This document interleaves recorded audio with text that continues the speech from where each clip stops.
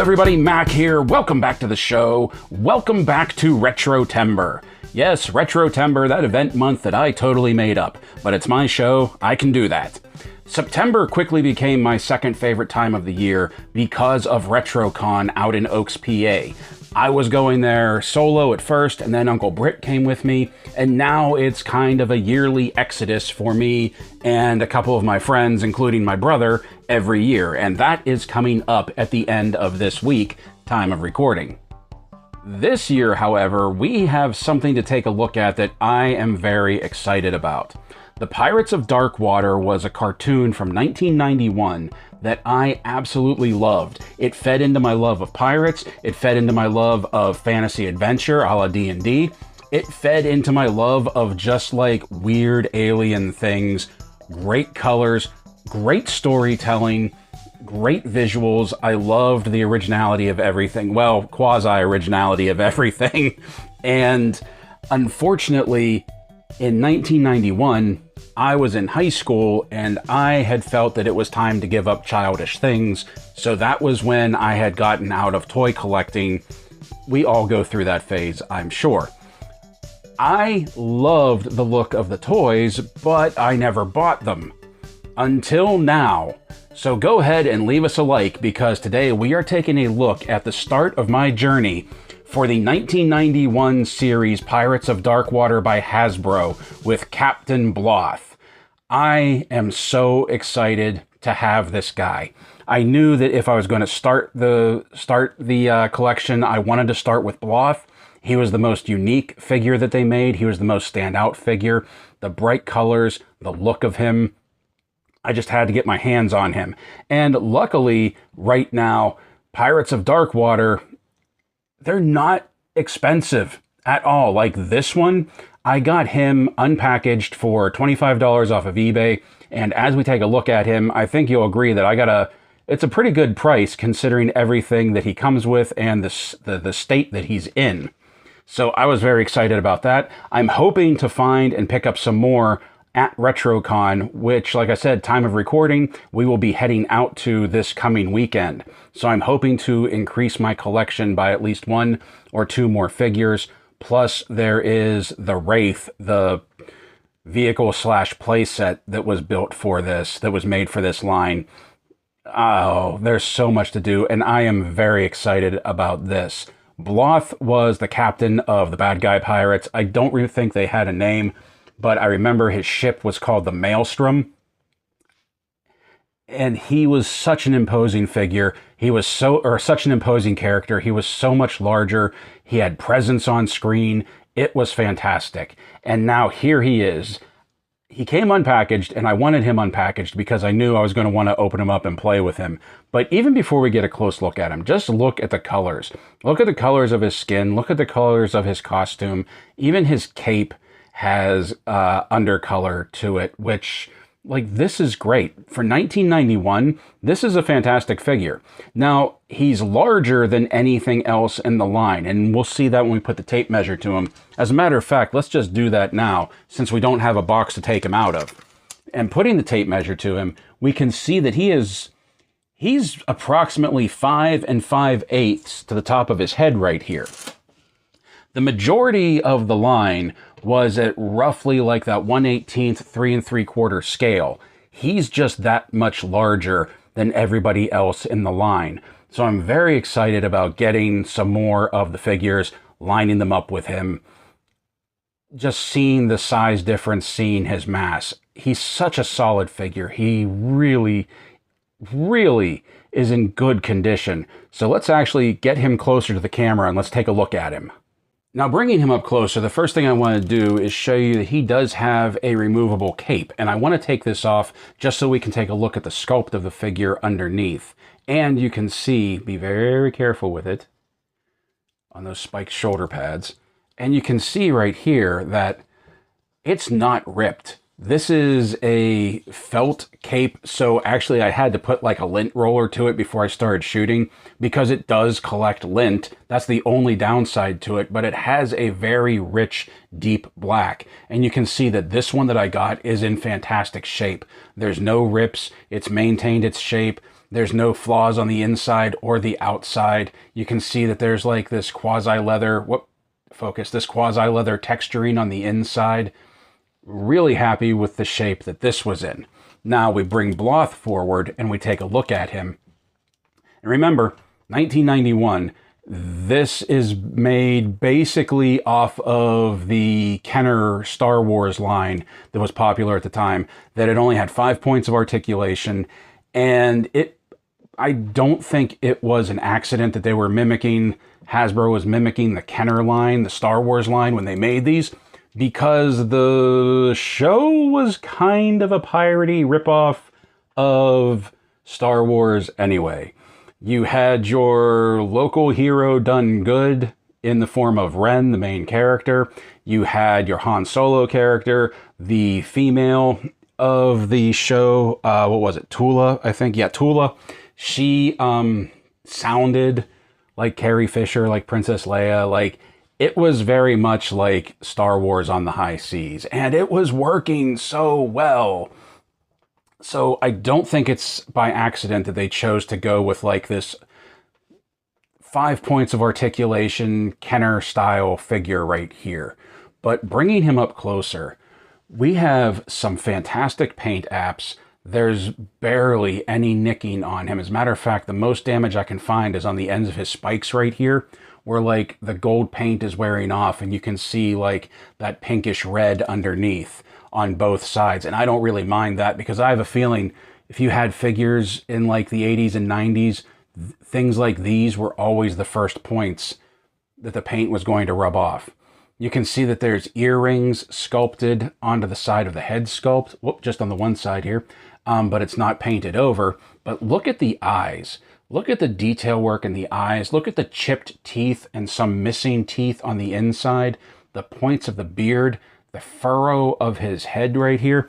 Now you can see the seam lines right here, whoop, in the body, which I don't mind. Wow, focus. It's having a hard time focusing. You can see the seam lines of the figure right there, which I don't really mind. But even like the detail sculpted in his gut right here, the ripple of the pants, even look at his taloned feet with his sandals on, and the coloring and the paint apps, and nothing is missed. No slop. Hasbro did a really, really good job with this. And like just the quality of this, the look of it, the design of it really makes me excited about getting more for this line.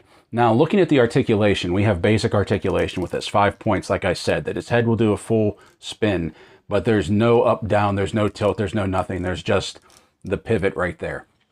The arms will pivot all the way around, and I don't know if you can hear that, but for as old as this figure is, the articulation is still very tight. Like, I have a feeling that the person I bought this off of was a collector. Like, obviously this wasn't bought by a child in 91 and then just smashed together with the rest of the figures.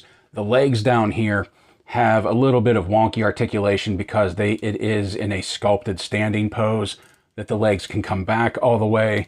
The legs will go forward to there, and that's it, just the forward and back. And honestly, there's not much reason to do that because, like I said, he is in a posed standing position, which was fairly common for figures like this at the time. Even on the back, we have his armor dipping down. We have the continued sculpt of the scales of his skin, if that's what they are, scales right there. His gut, his low slung belt, and just looking fantastic once you put the cape back on him, just completing this whole look. Let's get this back on.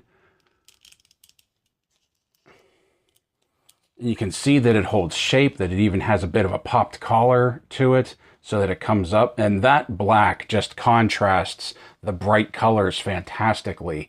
Just like really makes them pop, really makes them stand out, really makes the cape itself stand out. You can also see his hands down here, common at the time, just circular grips, no fingers, no open hands, no nothing, just a singular grip that can also double as a big old punching fist right there. Now, as far as accessories go, Bloth comes with two. And the first one, well, actually one accessory and one that's kind of, and this is his sword. I believe this is the only weapon he comes with. Some of the figures in this line come with 2 weapons. I'm pretty sure Bloth only comes with 1. I'm guessing because of the size, more plastic was involved in making him, and they were trying to keep the figures all at the same price point. So he just got his sword, his cape, and then this big figure right here. So if we take a look at the sword, it's just molded in a single gold piece, and it has a very unique look to it. I love the serration right here. It's like a futuristic cutlass, really. I love the detail of the cross piece, the handle, which is a little conical, and this does just fit right into those open, spin it around. It just fits right into the open hand right there, and honestly looks so small in his grip. Like it almost just looks like a dagger just because of how big Bloth is. So we'll set that there for now, because something else that came with this, who I bought this off of, also included, like, it's not a file card, but it had a bio on the back of the card that he came packaged in, and they cut it out and kept it with the figure, which I appreciate that. Go ahead and read this, because this is some really great backstory. I just love this. Cold-blooded alien pirate lord. So he wasn't even native to Myr, which is the planet that this was all taking place on, which just opened the door for more great storytelling. Unfortunately, they never got around to that. You have the Maelstrom right here, and you have the Wraith right here, which was the good guy's ship, which was Ren's ship. So that's going to be hard to find, a decent one. I'll probably have to buy a Wraith like husk and then rebuild it out, which I'm fine with. I've never actually done that, so I'm kind of looking forward to it. That's going to be kind of exciting to me. So we have his file card right here. There's some artwork depicting like how he was kind of portrayed in the cartoon. And there is our Captain Bloth, and I couldn't be happier. I'm very excited. Like I said, I am really hoping to get some more at RetroCon this year. So for as much as I really loved the show and I really liked the figures when I saw them, the reason it's taking me so long to actually start collecting these is because, quite frankly, with the resurgence of like 80s and 90s properties, I was really hoping that if not Hasbro, somebody might pick up the Pirates of Darkwater license just to make figures out of them again. However, it seems that it's very nebulous as to who actually owns the rights to the Pirates of Darkwater, so I don't see a new line popping up anytime soon, so I decided it was just time to dive in and get them. And like I said, Bloth here I got for a really good price. Truthfully, all of the figures unpackaged range between like $20 and $30, maybe upwards of $40, depending on the figure we're talking about. But it's not going to be like an overly expensive vintage line to collect. You can even get the packaged versions of these figures for not much more than what you would spend on the unpackaged. Like Bloth here, I spent $25 on for the figure, and I think considering the condition of the paint apps, the condition of the figure, coming with his file card, coming with his sword, and more importantly, having that fantastic cape, because a lot of Bloths don't have the cape, I got a pretty good price for the state of this figure. Getting him new in packaging was only like $35 or $40. So ideally, what I want to do is get one opened and one packaged of each figure eventually. The Pirates of Darkwater, if you're not familiar with it, was a fantastic series, but they put it on Saturday mornings. And the thing that killed it on Saturday morning cartoons is that it really wasn't a kid's show. It had a story arc as far as the storytelling goes. It wasn't really like episodic. You had to watch them in order to keep up with what was going on. They had some really great storytelling, some really deep stories, and it was just not lighthearted enough for Saturday morning. Truthfully, a show like this is what would be fantastic for like adult and young adult content on streaming services. It had an all-star cast with the likes of Tim Curry, Frank Welker, Peter Cullen, Hector Elizondo, Jodie Benson, George Newbern, Renee Aubannois, and Brock Peters as our Captain Bloth here, along with Rodney McDowell. The line is almost complete. Like, there was one figure that they never brought out for the line, and that was Tula, the female of the team. For some reason, they didn't bring her out. So I'm hoping beyond hope that once I get like this full collection, or even before I finish the collection, that someone out there has made a custom Tula figure to go with the rest of this series. Even if it's just a statue with no articulation, I would be fine with that.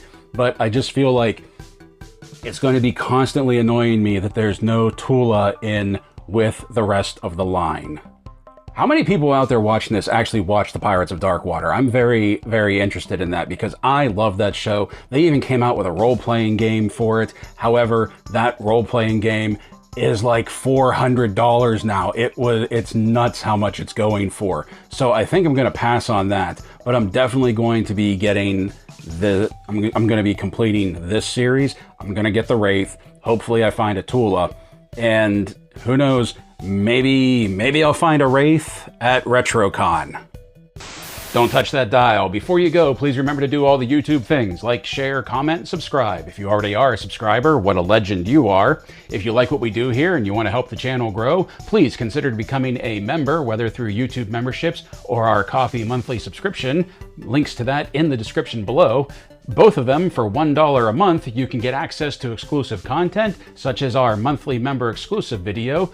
So until next time, my friends, play well, stay safe, stay healthy, and as always, thank you for watching.